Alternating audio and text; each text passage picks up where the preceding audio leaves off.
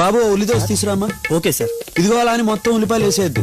సగం ఉల్లిపాయలు సన్నగా తరిగి ఒక పచ్చిమిరపకాయ యాడ్ చేసుకుని దోశ దోరగా వేయించు. అలాగేనండి. ఆయిల్ తక్కువే, చట్నీ ఎక్కువ. Okay sir.